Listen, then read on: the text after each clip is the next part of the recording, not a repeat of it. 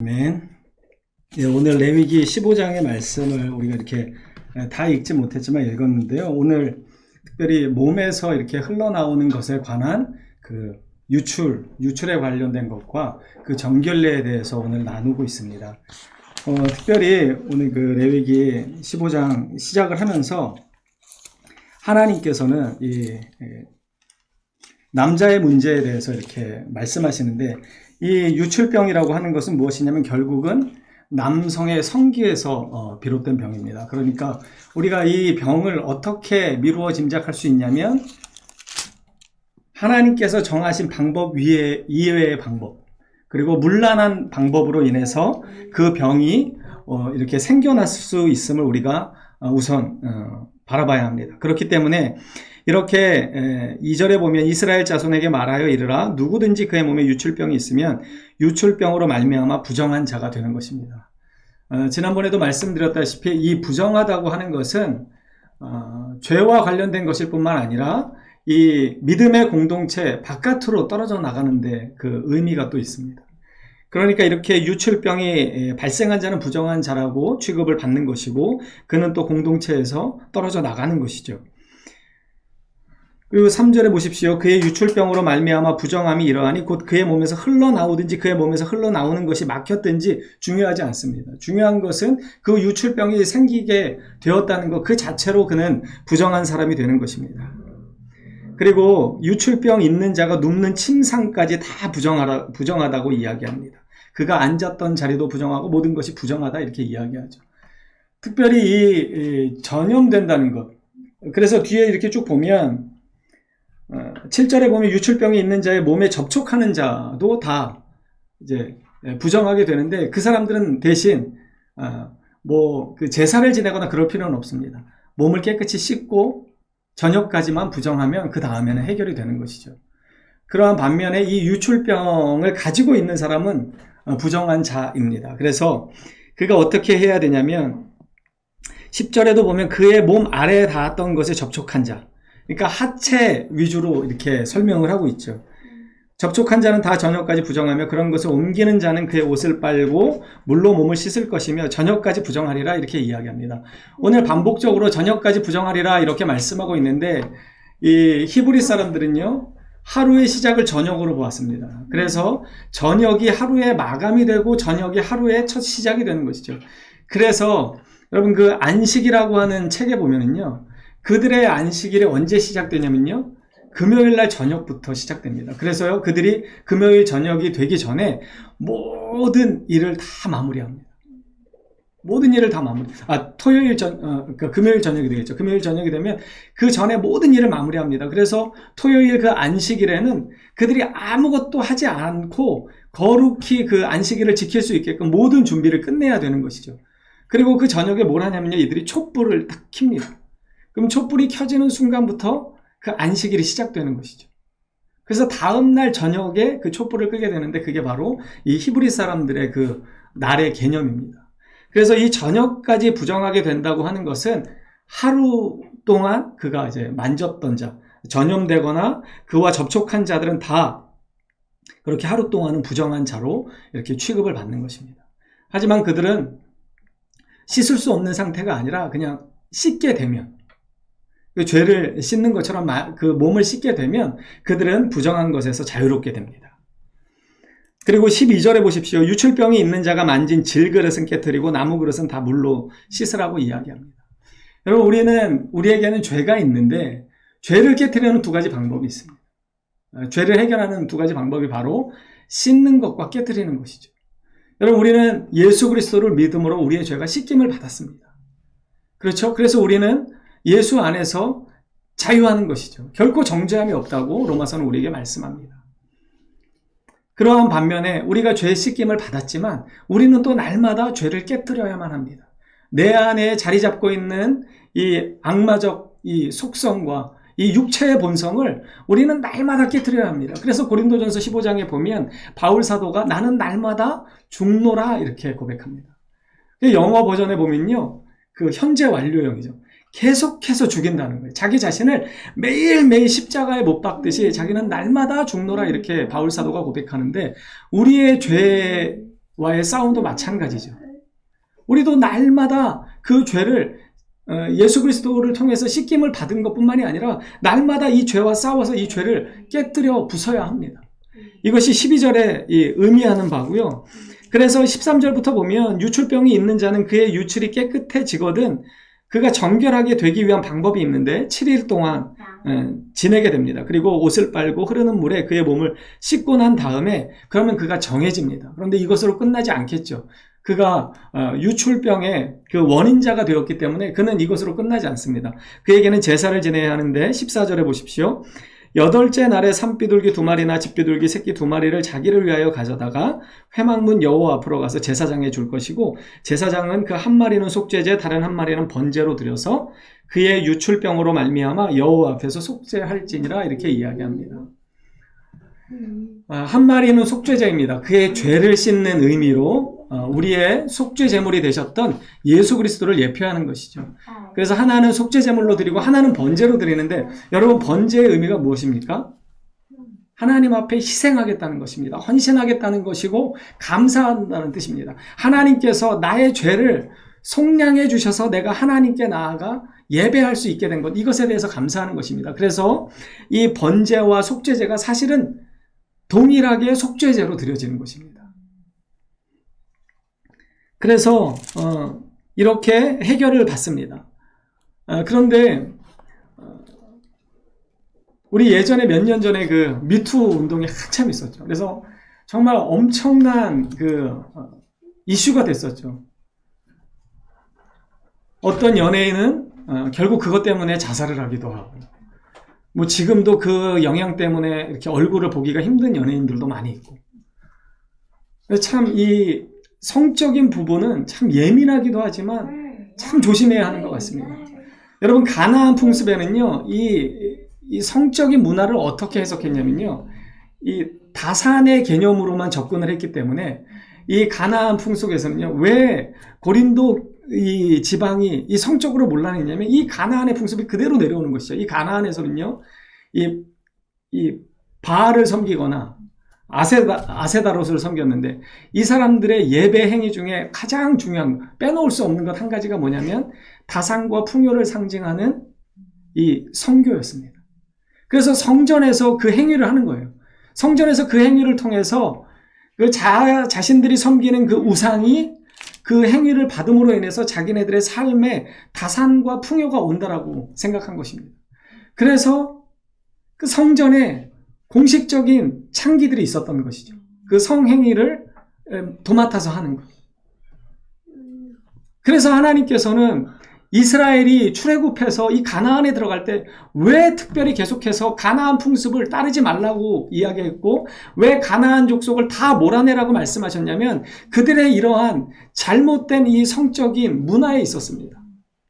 여러분 이 성적인 문화가 별것 아닌 것 같지만 이거 하나가 무너지면은요 사회의 모든 그 질서가 다 무너집니다.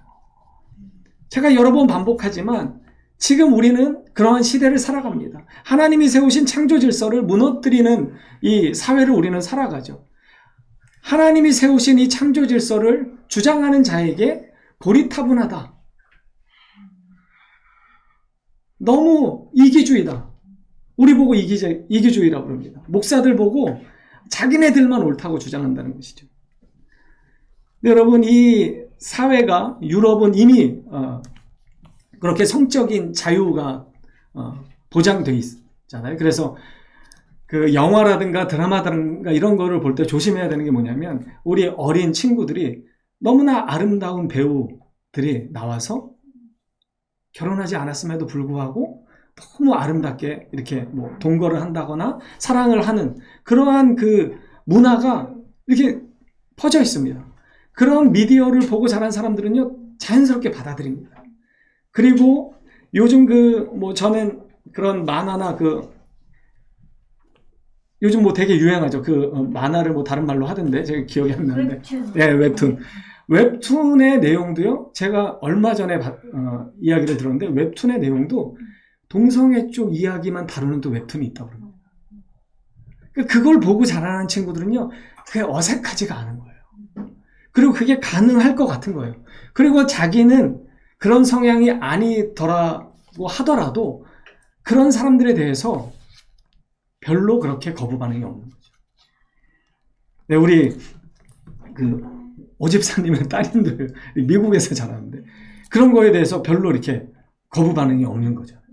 그래서 가은이만 해도 제가 이렇게 많이 제가 설명하고 가르치고 하니까 그게 참 큰 문제구나 이렇게 받아들였는데 그 또 밑에 친구들만 해도 그렇지 않잖아요. 왜냐하면 주변의 다른 친구들이 그런 사고방식을 가지고 그런 생활 패턴을 가지고 살아가는 거예요. 여러분이 성적인 질서는요 너무 중요합니다. 이게 무너지면은요 삶의 방법이 달라지는 거예요. 여러분 가나안의 이 예배의 초점이 어디 있었냐면 거기에 있었습니다. 그렇기 때문에요 예배의 행위 중에 이런 성교가 들어있는 거예요. 그렇기 때문에 여러분 얼마나 그 사회가 전반적으로 성적으로 타락할 수밖에 없었는지 불을 보듯 뻔한 것입니다. 왜냐하면 예배가 그런 것인데 여러분 보통 이방 사람들도 예배는 거룩하게 받아들입니다. 그런데 그 거룩의 모습이 그런 거예요. 그러다 보니까 그들은 끝간데 없이 타락할 수밖에 없었던 것이죠. 하나님은 그것을 경계하셨던 것입니다. 그래서 이 가나안 족속을 몰아내라고 말씀하신 거예요. 그들의 풍습을 따르지 말라고 한 거예요. 그들의 풍습에는요 여러 가지 나쁜 것이 있었지만 세상의 물질에 취해서 살아가는 그런 부분도 있었지만 이렇게 하나님의 창조 질서, 하나님이 세우신 질서를 무너뜨리고자 하는 그 악한 세력들의 권세가 자리 잡고 있었기 때문에 그렇습니다. 그리고 뒤에 우리가 19절부터 보면은 여인의 유출, 그러니까 월경을 하게 될 때도 그것을 부정하게 취급합니다. 일시적인 부정이죠. 근데 이것은 저번에도 설명했지만 이 일반적인 상황에서 벗어난 예외의 경우이기 때문에 하나님 앞에 나아갈 수 없다고 이렇게 이야기하는 것이죠. 그래서 여기 보면 그것도 마찬가지입니다. 19절에 보면 어떤 여인이 유출을 하되 그의 몸에 유출이 피이면 이래 동안 불결하니 그를 만지는 자마다 저녁까지 부정할 것이요. 그리고 이 피가 난다는 것은요 정상적인 회복의 상태, 하나님이 처음에 만드신 그 건강의 상태가 아니기 때문에 하나님 앞에 나아갈 수 없습니다. 그리고 하나님의 그 성소에 나아갈 때 가지고 나아갈 수 있는 피는 단 한 가지입니다. 살아있는 짐승의 피죠. 그것만 하나님 앞에 가지고 나아갈 수 있습니다. 그런데 이 여인의 피는 그러한 피가 아니라 내 몸에서 거부한 피죠. 그렇기 때문에 하나님 앞에 나아갈 수 없는 것입니다. 이것이 하나님의 일반적인 법칙입니다. 이것을 지금 그렇다고 해서 우리가 그럴 필요가 없잖아요. 우리는 예수 안에서 완전히 죄사함을 받았고 이제는 이 구약의 율법을 따를 필요가 없습니다. 그런데 중요한 것은 하나님께서 왜 이러한 율법을 주셨는가입니다. 율법을 통해서 죄를 깨달으라고 하나님은 말씀하셨습니다.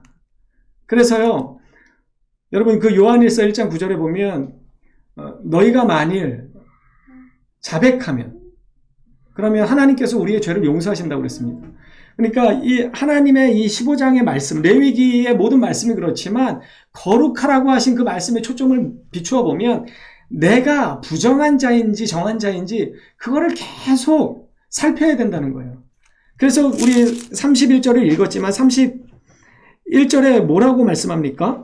여기 보면은요, 그들이 부정한 중에서 죽지 않도록 할지니라 말씀합니다. 그러니까 왜 하나님께서 부정한 자, 정한 자 이렇게 나누고 부정한 자는 또 7일 동안 지난 다음에 몸을 씻고 모든 것을 빨고 그 다음에 다시 하나님 앞에 속죄와 번제제를 드리도록 했냐면 부정한 채로 하나님 앞에 나왔다가는 죽임을 당하기 때문에 그 살 길을 열어두신 것입니다. 하나님께서는 그런 방법으로 이 여러 가지 경우들을 말씀하신 것이죠. 우리는 이렇게 질문할 수 있습니다. 하나님이 분명히 아담이 혼자 독처하는 것이 보기에 좋지 않아서 하와를 데려다가 둘이 살게 하셨고, 그래서 우리가 결혼식에 가보면 늘 목사님들 그런 말씀 하시잖아요. 부모를 떠나 남자와 여자가 하나가 되었다. 한 몸이 될지니라. 그런데 왜 여기 보면은 뒤에 보면은 그 부부가 동침을 했을 경우도 이렇게 부정하게 취급하고 왜 이렇게 할까요?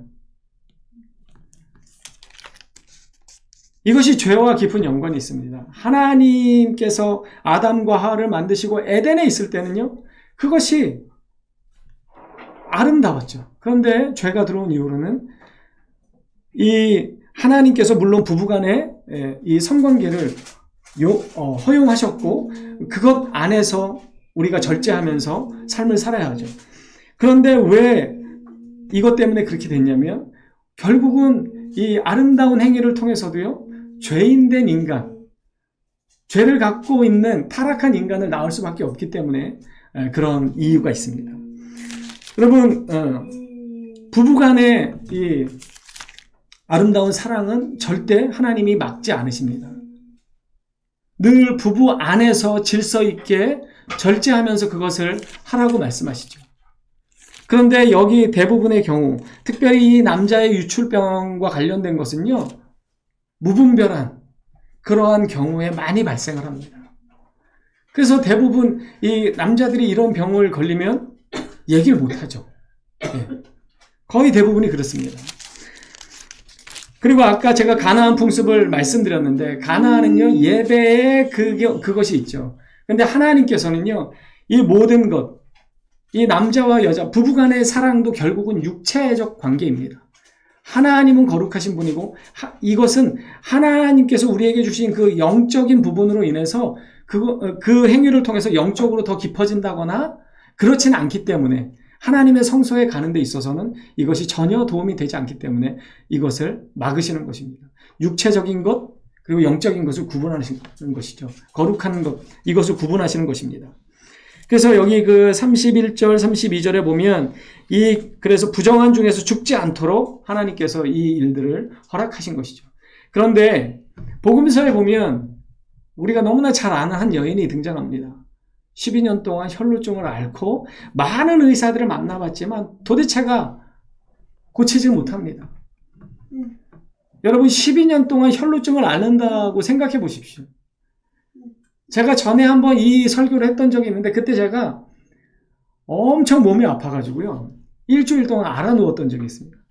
그래서 그때 그 설교를 다른 그 부교육자한테 부탁했어요. 왜냐면 목소리가 안 나와가지고.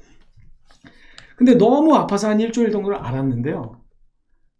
그때가 벌써 한 10년 전인데도 더 훨씬 젊잖아요. 근데 일주일 막 알아 누우니까 못 일어날 것 같은 거예요, 느낌이.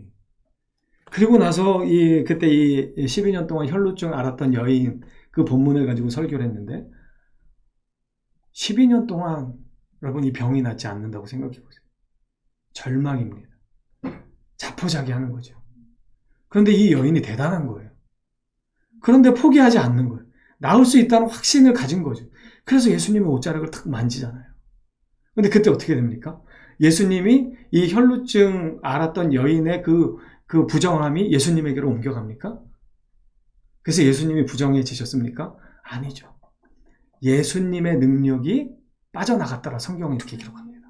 이 예수님의 능력이 무엇입니까? 예수님의 의의 능력입니다. 정결의 능력입니다. 예수님은요, 이 모든 죄인들, 부정한 자들을 새롭게 하시기 위해서, 정결한 자로, 의로운 자로 하시기 위해서 이 땅에 오신 하나님이십니다. 그래서 예수님은 하나님의 치유의 유일한 방법이고 원동력입니다. 여러분, 이 레위기의 말씀을 통해서 우리는 늘 예수님을 바라봐야 합니다. 우리는 7일 동안 기다리고 부정한 것을 늘 깨닫고 그래서 하나님 앞에 우리의 연약함을 고백하고 계속 씻어내고 준비해야 합니다. 계속 씻어내야 되죠. 하나님 앞에 부정한 것이 있다면 속죄제와 번제를 통해서 하나님께 나아가야 합니다. 그런데 예수님이 오신 이후로는 어떻게 됐습니까?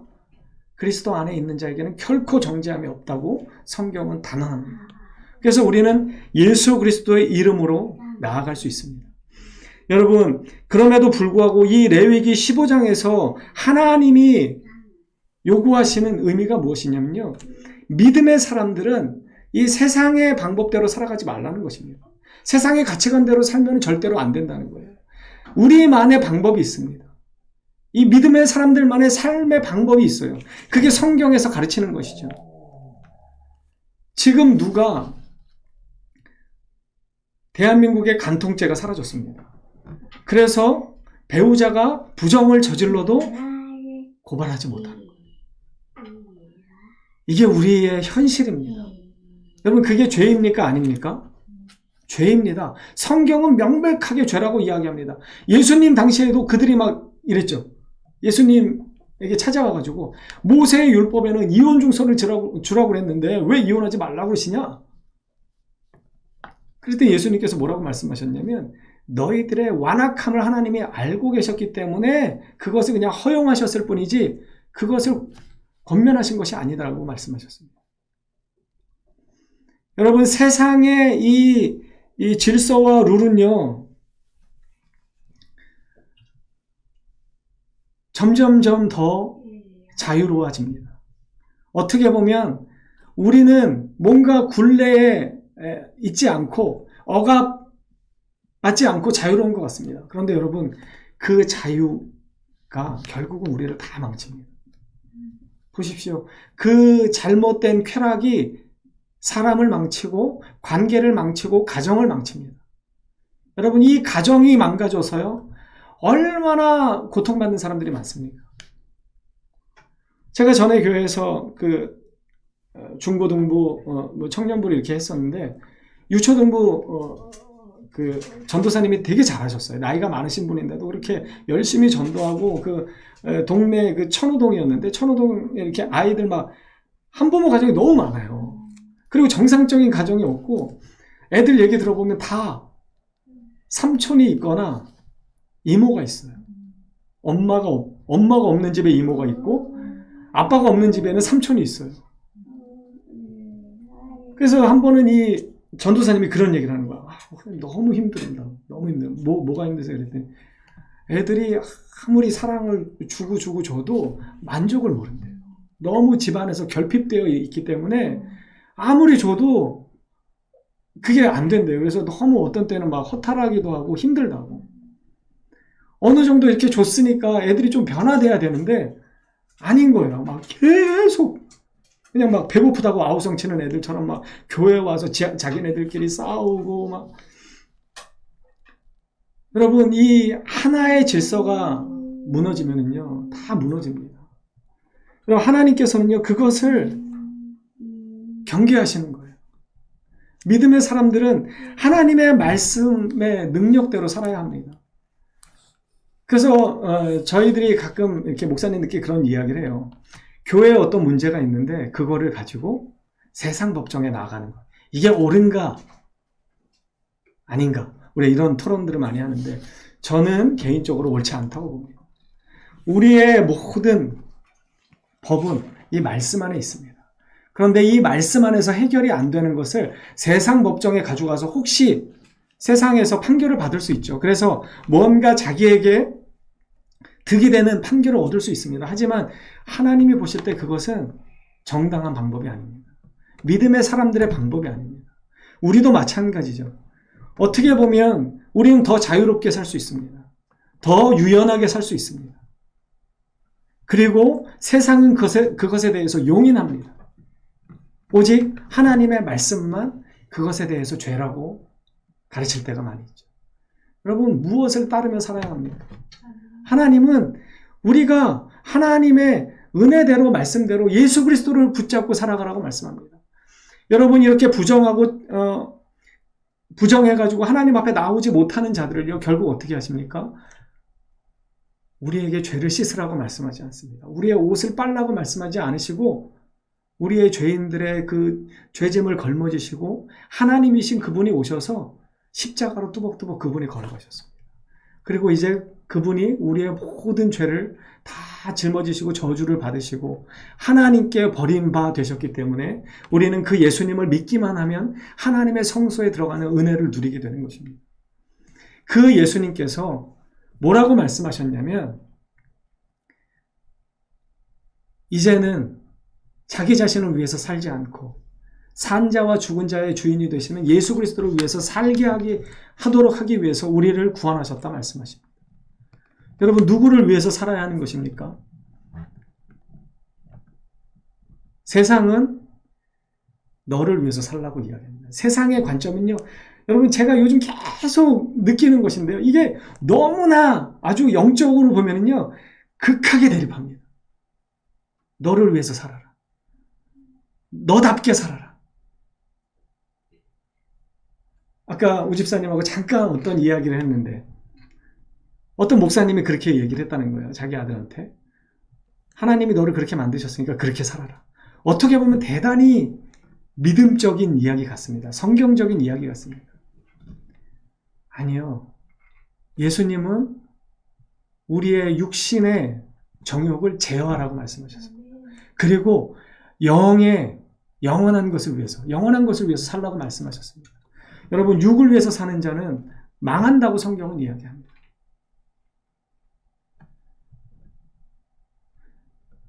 세상의 메시지는요, 계속 더 강렬해질 것입니다.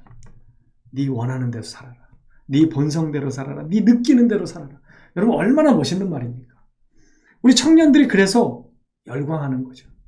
그런 학자들, 그런 교수들의 가르침에 가슴이 와닿는 거예요. 왜냐하면 답답했던 게 막 뚫리는 것 같은 거죠.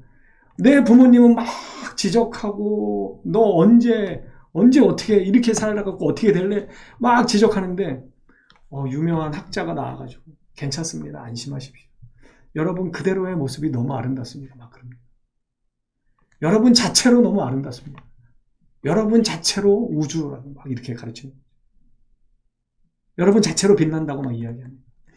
여러분, 근데 성경은 의인은 없나니 하나도 없다고 이야기합니다. 이 말씀은 무엇입니까? 다 지옥불에 떨어져 죽을 죄인밖에 없다고 성경은 이야기합니다. 그런 우리에게 하나님은요, 방편을 주셨습니다. 몸을 씻을 수 있는 방편을 주셨고 새 2마리를 가지고 나아갈 수 있는 방편을 주셨습니다.